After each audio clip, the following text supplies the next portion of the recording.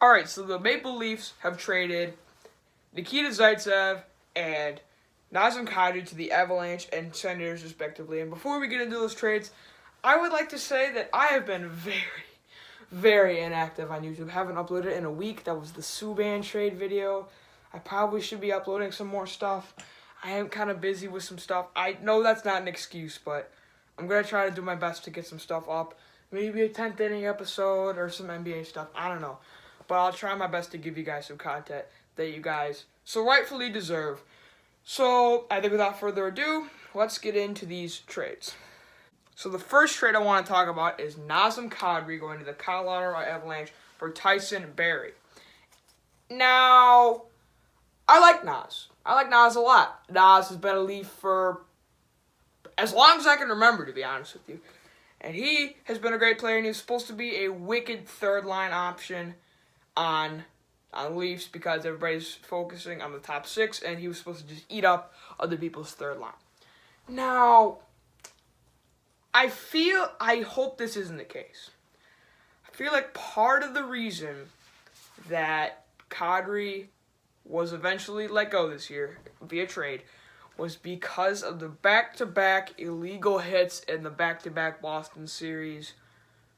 I mean, the dude's a bit of a goon. Not gonna lie about that, but I hope that's not the reason they traded him. And it's not like we didn't get anything in return. Tyson Barrie, a very good defenseman, which the Leafs so desperately need. So, if I'm disappointed we got rid of Naz, but I'm happy we got a good person in return. Tyson Barrie should be a very good defenseman.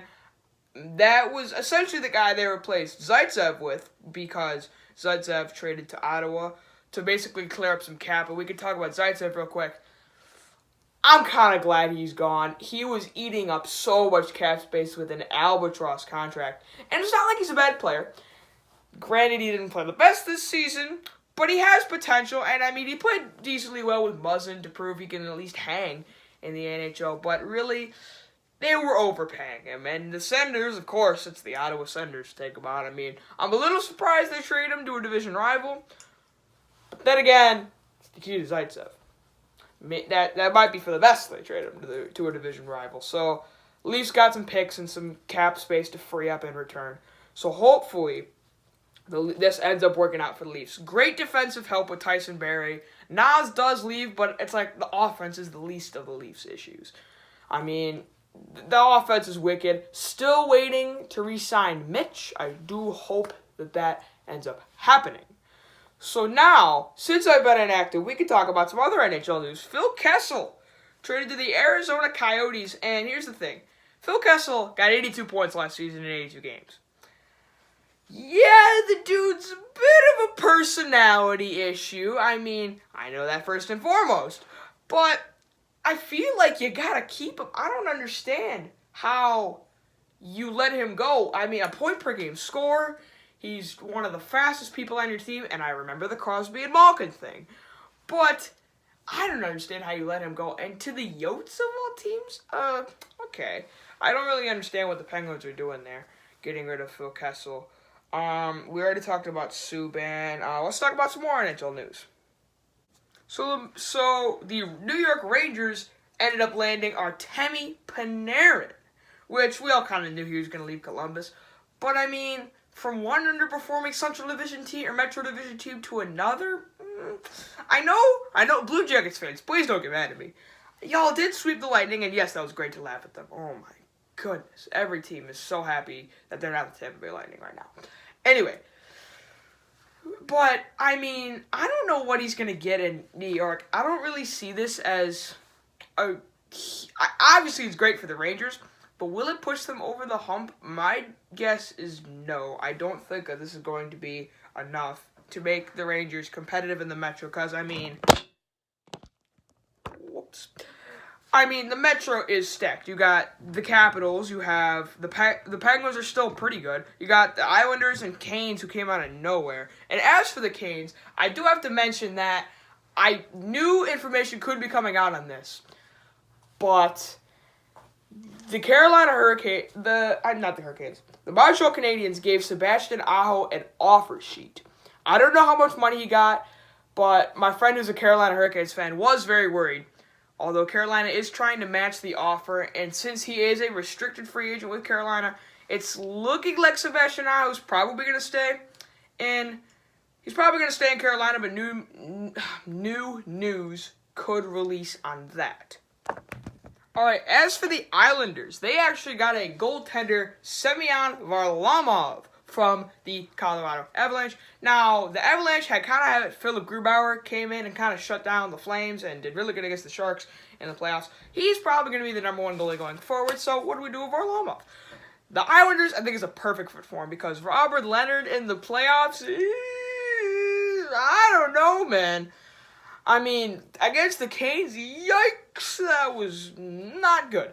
But I think Semyon Varlamov is going to be a very good goalie for New York, and I really think that he is going to be a good option for them and a good replacement for Leonard. Okay, so I almost completely forgot about this.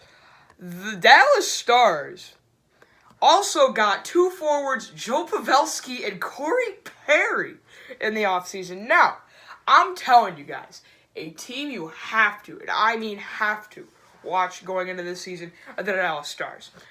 And I'm gonna kind of set the scene. They got Pavelski and Corey Perry, two outstanding players from the Pacific Division. And keep in mind, this was a team that had a 3-2 series lead on the Stanley Cup champion Blues.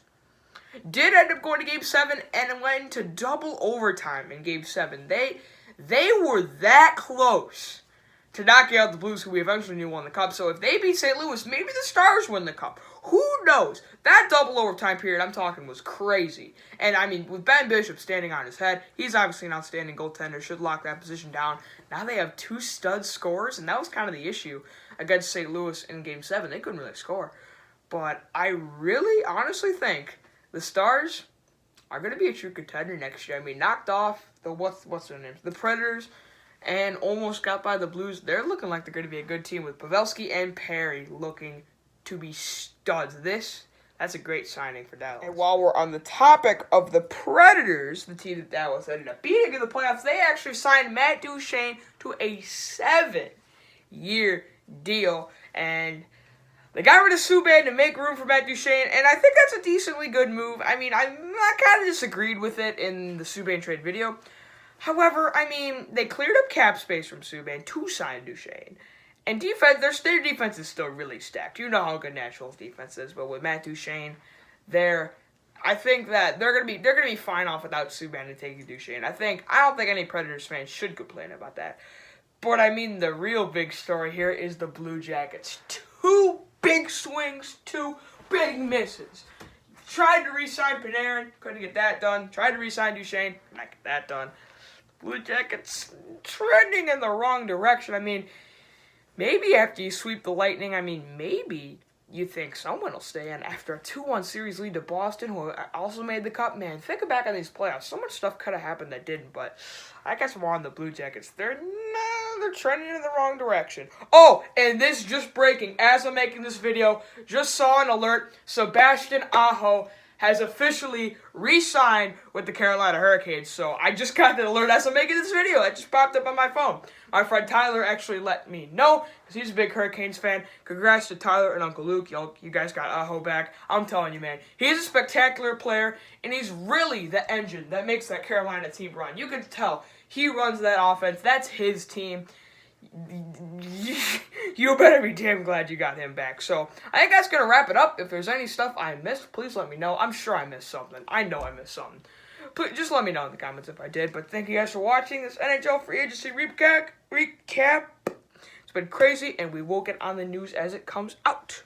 Sorry I've been active, and thank you guys for watching. See you next time. Peace.